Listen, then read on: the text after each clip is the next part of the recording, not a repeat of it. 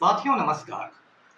पटना बिहार से मैं Amitabh Kumar Das, IPS 94 batch, और आप देख रहे हैं मेरा अपना यूट्यूब चैनल दास बोले बिंदास।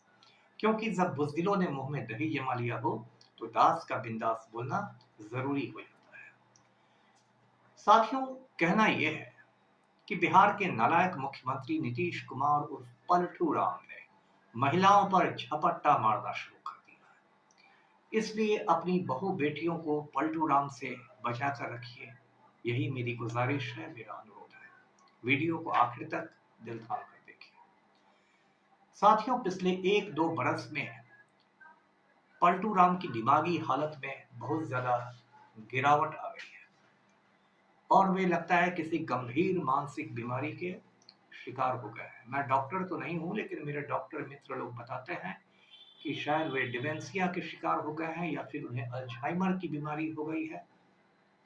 ये जो अल्जाइमर की बीमारी है, एक जर्मनी के डॉक्टर हुआ करते थे अल्जाइमर, उन्होंने इस बीमारी की खोज की थी।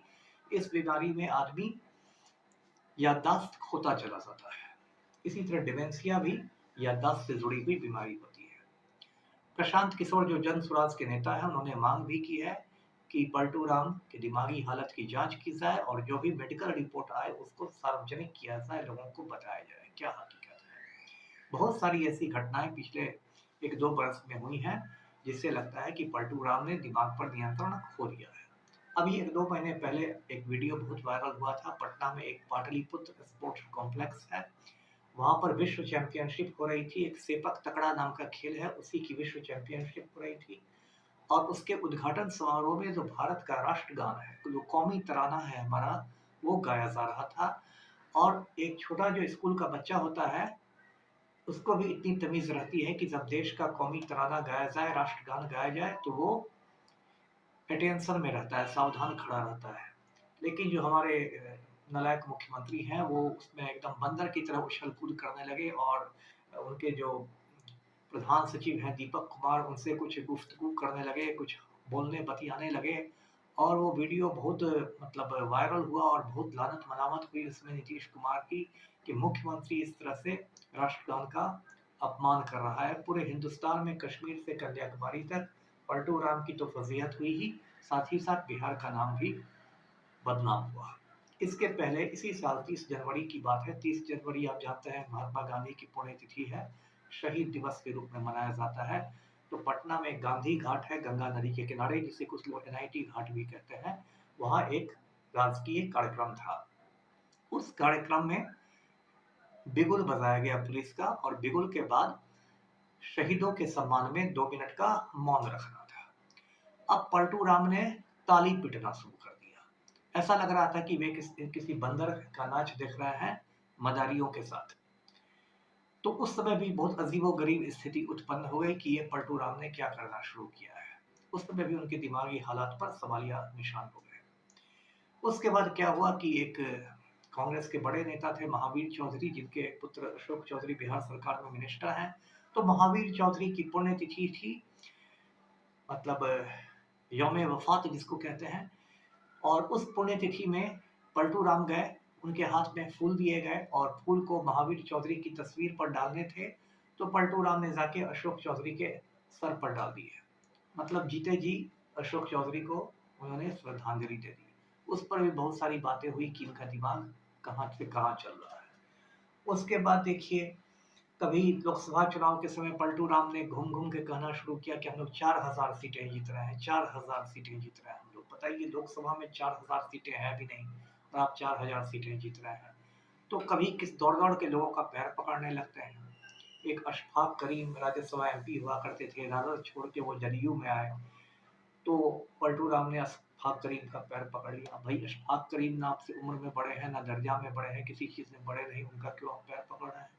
गंगा पथ का उद्घाटन था, मरीन ड्राइव का, तो पलटू राम एक ठेकेदार का पैर पकड़ने दौड़ने लगे कि मैं आपके पैर पकड़ लूंगा। उनको आईएएस अधिकारी लोग रोकने लगे मुख्यमंत्री को कि रुक जाइए सर, रुक जाइए सर, पैर मत पकड़िए, पैर मत पकड़िए। मतलब एक अजीबो गरीब स्थिति उत्पन्न हो जाती है। उसके बाद देखिए क्या है कि पलटू राम का तो दिमाग ने काम करना बंद कर ही दिया है। लेकिन एक खास बात इस पूरे इसमें देखने को मिली है कि महिलाओं के प्रति उनका रवैया कुछ अजीबोगरीब हो गया, असामान्य हो गया है। आप देखिए 2-3 साल पहले मैं याद दिलाता हूँ, उन्होंने विधानसभा में और बाद में विधान परिषद में भी एक भाषण दिया था। भाषण ऐसे तो परिवार नियोजन से संबंधित था, फैमिली प्लानिंग से, लेकिन वो भाषण इतना फूहड़ था, इतना अश्लील था कि मैं उसकी बातें इस वीडियो में दोहरा नहीं सकता। ऐसा वो अश्लील और फूहड़ भाषण दिया था पलटू राम ने। हम लोग जब हाई स्कूल में पढ़ते थे, तो उसमें मस्त राम की किताबें आती थी और बहुत ही अश्लील किताबें रहती थी वो, और बहुत सारे लड़के उसको छिपा-छिपा के रखते थे और छिप-छिप के उन किताबों को पढ़ते थे। पलटू राम का वो भाषण सुन के उस दिन मुझे ऐसा लगा कि पलटू राम में मस्त राम की आत्मा का प्रवेश हो गया है और इस तरह से वो बोलते जा रहे हैं। बाद में जब उस पर बहुत हंगामा हुआ, देश भर में हंगामा हुआ, तब उन्होंने खेद प्रकट किया उस भाषण के लिए। लेकिन वो महिलाओं के प्रति फिर वो बात रही। अभी 2-3 महीने पहले जब प्रगति यात्रा पर निकले हुए थे पलटू राम, तो बेगूसराय गए, जीविका दीदियों के बीच गए और उन्होंने कहा कि 2005 के पहले बिहार में कोई लड़की कपड़ा पहनती थी जी, बताइए। तो 2005 के पहले बिहार में लड़कियां बिना कपड़ों के घूमती थी। ये क्या हो गया है पलटू को। एक बार क्या हुआ कि बोध गया में एक सरकारी समारोह था, राजकीय समारोह था, उसमें पलटू राम मंच पर चढ़ रहे थे। तो एक महिला उद्घोषिका थी, उन्होंने उसने कहा, स्वागत करते हुए कहा कि हम लोग माननीय मुख्यमंत्री का अभिनंदन करते हैं। तो पलटू राम उस महिला से चिपक गए और पलटू ने कहा कि हम भी आपका अभिनंदन करते हैं। अब वो महिला भी असहज हो गई, मंच पर जो बैठे हुए लोग थे सब हक्के बक्के रह गए कि ये क्या हुआ। अब पलटू राम चिपके हुए हैं उस महिला से कि हम भी आपका अभिनंदन करते हैं, अब क्या कीजिएगा। ये लगातार हो रहा है।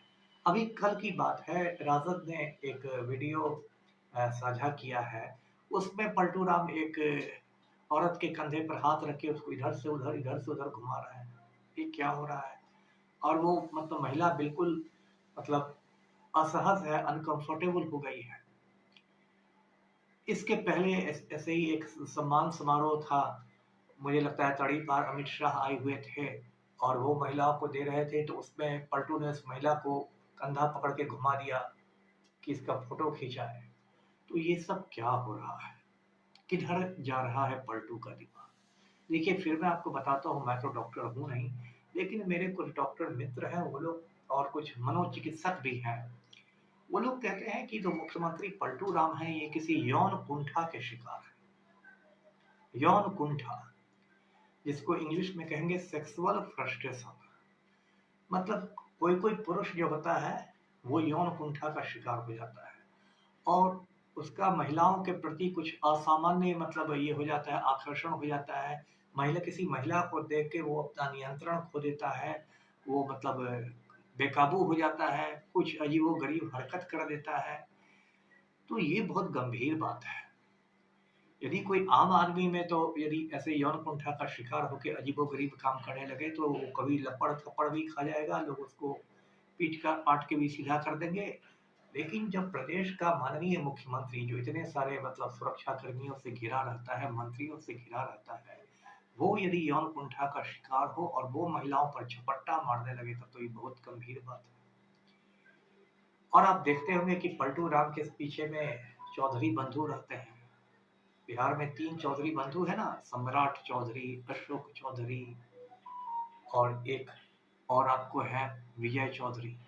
ये चौधरी बंधु पलटू राम के आसपास भटकते रहते हैं और वो लोग चाहते हैं कि जब भी पलटू राम कुछ गलत सलत बात करने लगे, कुछ अनर्गल बात बोलने लगे या अनर्गल हरकत करने लगे, तो वो पलटू राम का कंधा पकड़ के कहते हैं चला जाए सर, चला जाए सर, वहां से उनको खींच के हटाते हैं। यही उनका बेसिक काम रह गया है चौधरी बंधुओं का। लेकिन कई बार मुख्यमंत्री अचानक जो महिला पर झपट्टा मार देते हैं तो चौधरी बंधु भी हथपड़ा बना जाते हैं कि अब कैसे किया जाए, अब तो इन्होंने हाथ डाल दिया है महिला पर।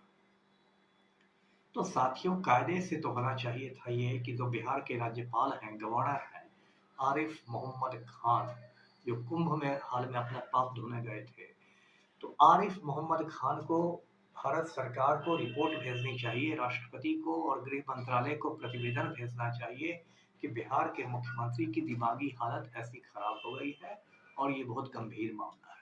भारत के संविधान में आर्टिकल 356 है, धारा 356 है, जिसमें राष्ट्रपति शासन का प्रावधान है कि यदि कोई राज्य सरकार संविधान के प्रावधानों के अनुसार नहीं चल रही हो तो राष्ट्रपति शासन लगाया जा सकता है आर्टिकल 356 के तहत।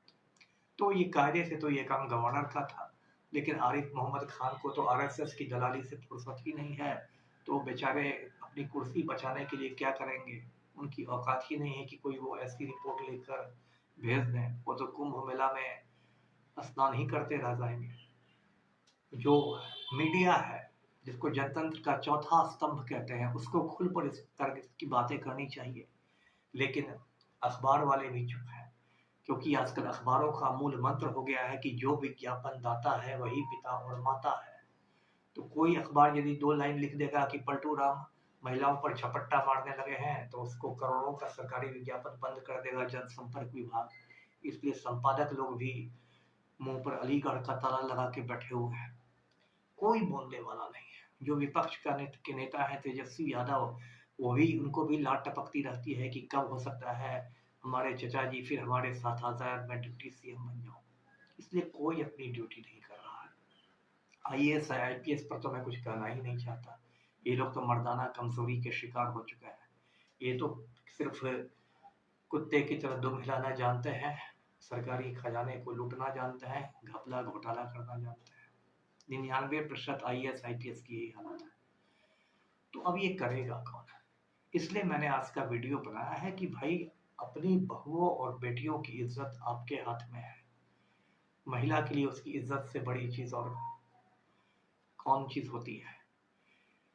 और जब प्रदेश का मुख्यमंत्री की मानसिक हालत ये हो गई हो कि वो किसी महिला को देखकर आपे से बाहर हो जाता है, वो उस पर चील झपट्टा मारने लगता हो, तो उस मुख्यमंत्री से, उस वजीर आला से महिलाओं को दूर रहने में ही भलाई है।